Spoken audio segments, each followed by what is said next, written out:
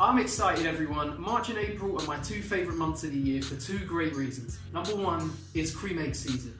And number two is ISA season, which means we get to start building up our tax-free future wealth.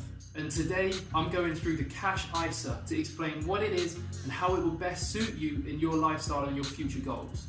The rest of this week, I'm going to talk about all the other types of ISA available, so stay tuned, don't miss anything, and if you want to keep informed, subscribe to the channel and I'll keep you up to date with all the content.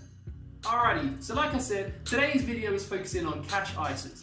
And if you were to imagine a group of 5 friends, the Cash ISA is the one that knows they got work tomorrow, so they go home early, have an early night and feel well rested. They're responsible, they're secure, but they're probably not much fun.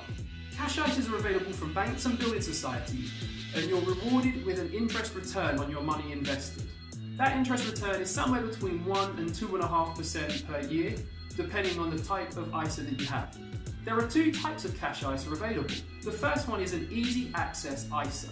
Easy access ISAs mean you can deposit and withdraw money as much as you wish during the year without any fees or charges. If you have a flexible easy access ISA, that means that your withdrawals won't affect your yearly allowance. So the money that you withdraw from your account, your yearly allowance will be replenished by that amount. A fixed term Cash ISA means that you're able to deposit money, but you're not able to withdraw any money through the duration of that fixed term without incurring fees or charges. As a general rule of thumb, the longer the fixed term, the higher the interest rate is going to be. But don't get carried away. At the high end, interest rates are about 2.5 to 2.8%. Some fixed term Cash ISAs only allow you to make one initial deposit through the duration of the term, and some will allow you to make regular deposits through the duration of the fixed term. Make sure you go for one that allows you to make regular deposits if you don't have a large lump sum available off the start. So I'm going to go through a list of a few things you need to look out for when you're deciding on a Cash ISA. The first thing you need to look out for is the interest rate. Does the interest rate even beat inflation, which on average sits at around 2% per year?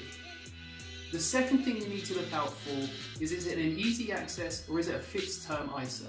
You need to know whether you're going to be able to make deposits and withdrawals through that duration. Depending on your circumstances, it could be very important.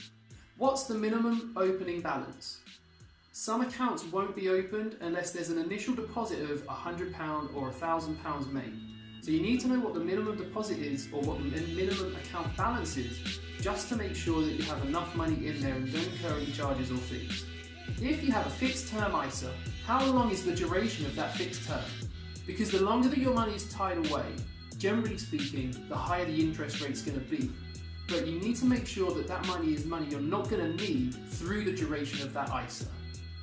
And lastly, is your money protected? Most banks and building societies will have FSCS protection, which means that your money is protected up to the value of £85,000 per bank per account.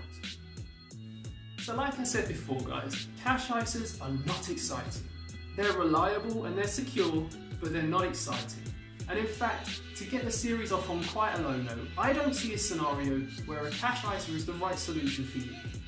Because with a personal savings allowance recently introduced by government, you could have somewhere in the region of £20,000 to £100,000 in a savings account, depending on that rate of return, and still not pay any interest on that money. However, if you're a high rate taxpayer and you want a stable and secure savings, then I would suggest using a Cash ISA alongside your personal savings allowance.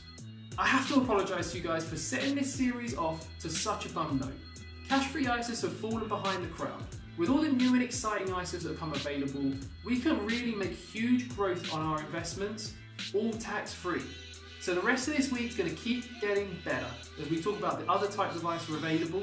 Tomorrow we're talking about stocks and shares ISAs, where anybody could become an investor and create a tax-free wealth for their future.